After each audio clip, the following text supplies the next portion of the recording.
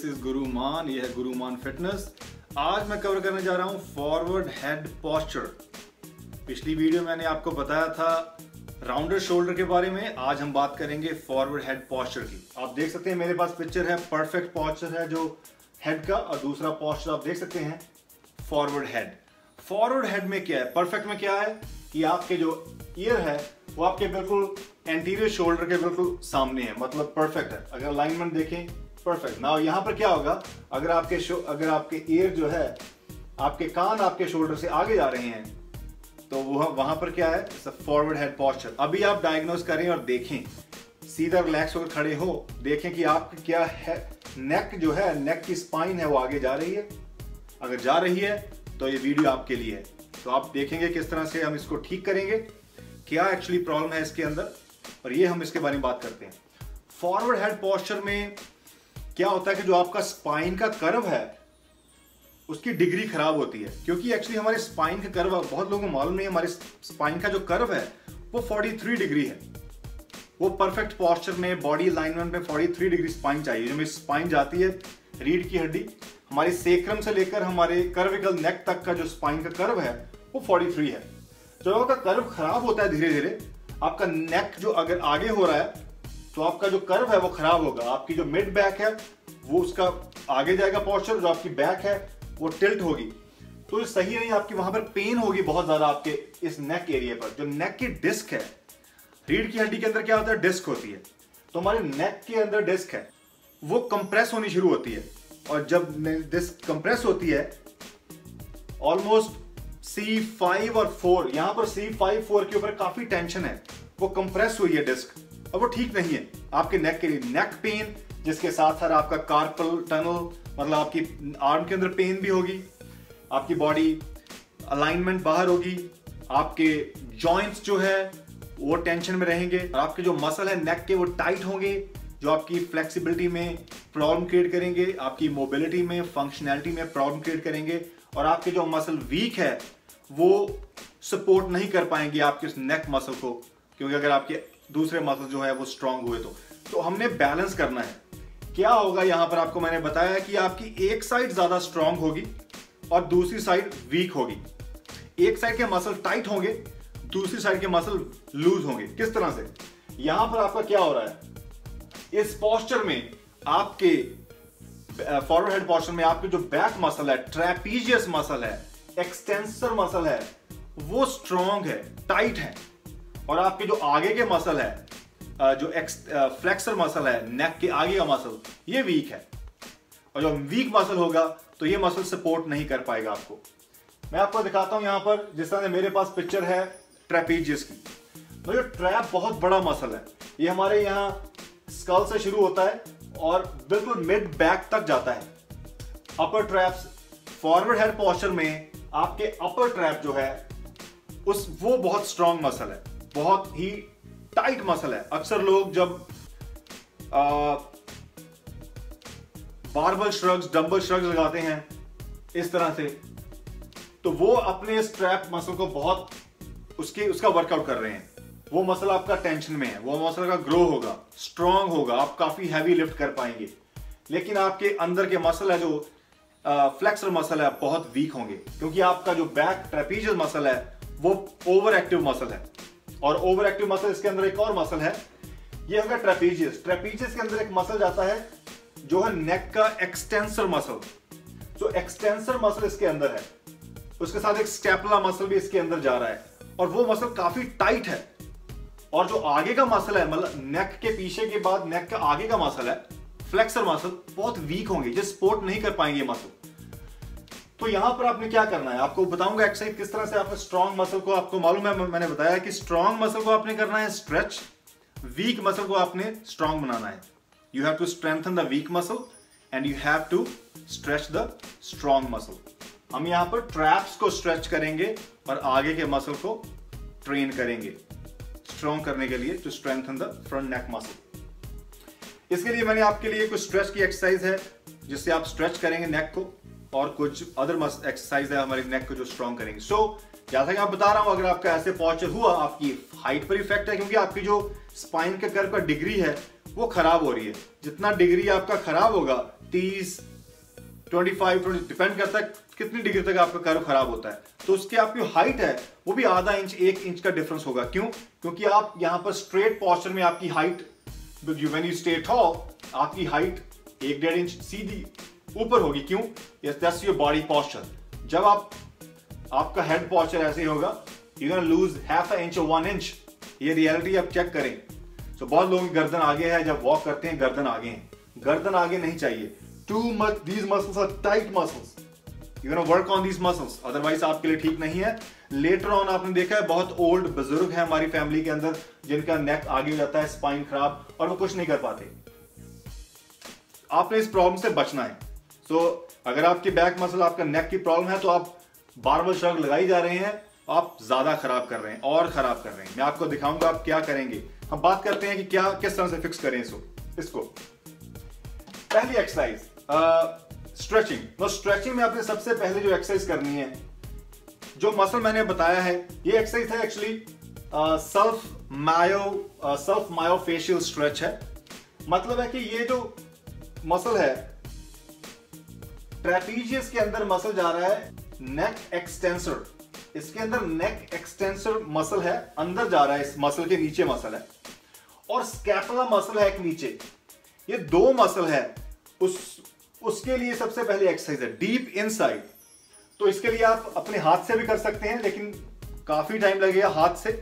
आपने देखना वो पिन पॉइंट कहां पर है, और वो पिन पॉइंट जब आपको पता चलेगा मसल जो आपके ये ट्रैप के अंदर मसल है, तो आपने वहां पर उस मसल के अराउंड उस जो टेनिस बॉल है उसको रोल करना है।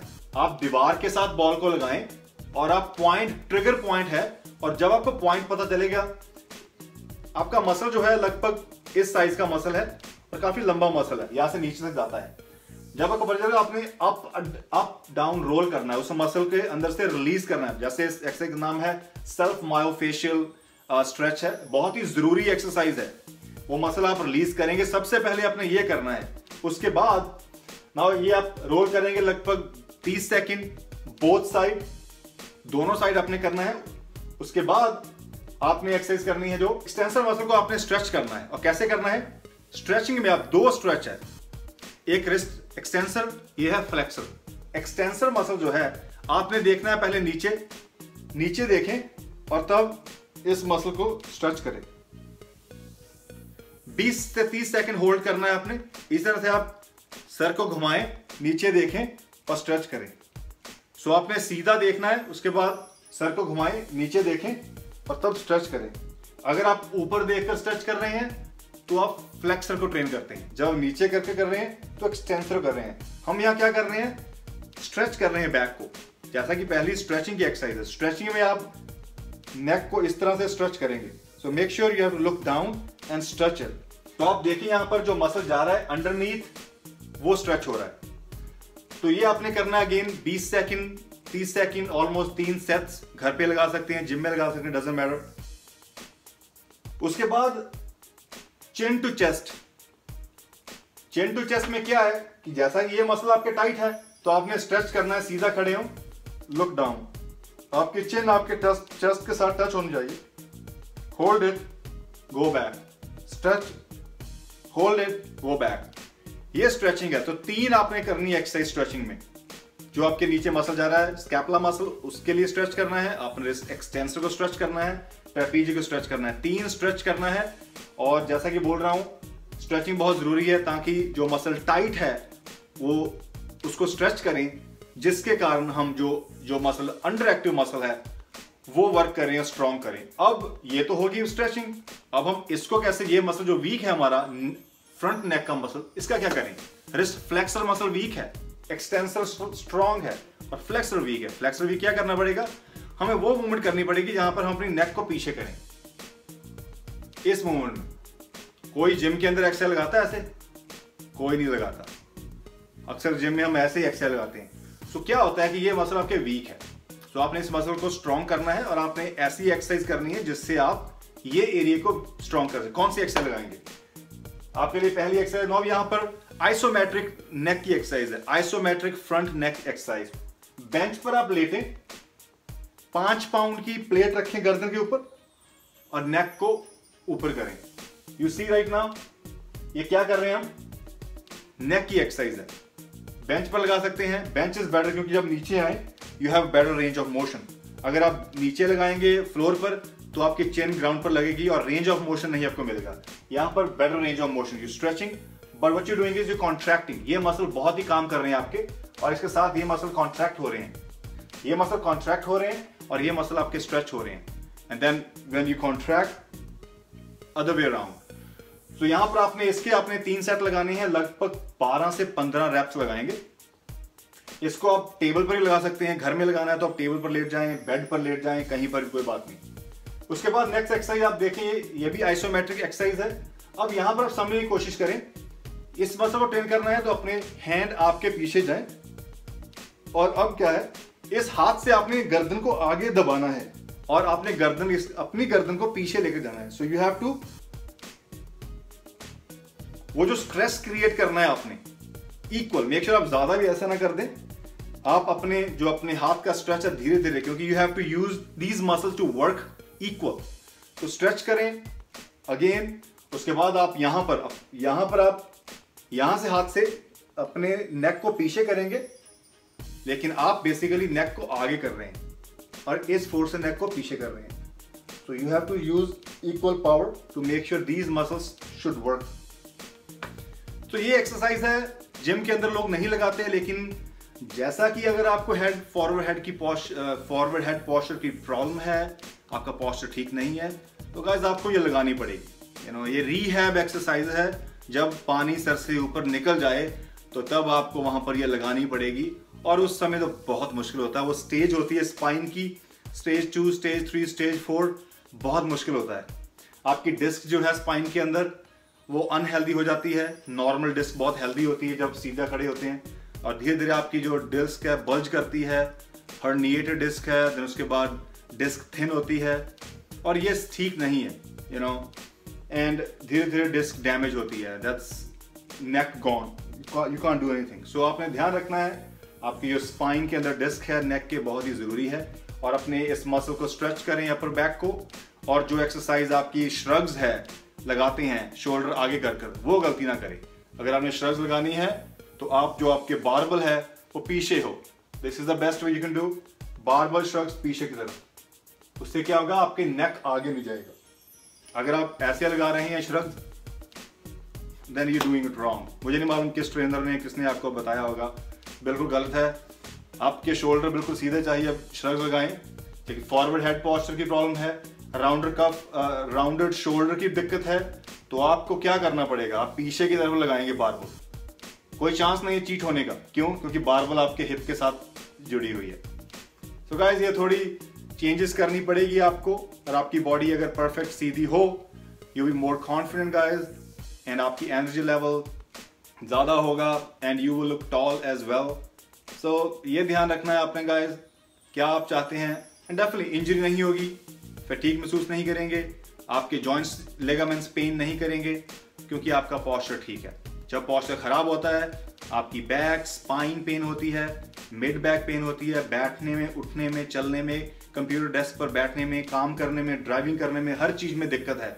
आपकी पोस्चर मैटर करता है guys. So fix your posture guys. ये थी गुरुमान की इंफॉर्मेशन आपके लिए। Alright guys, this is Gurumann, take care, over and out.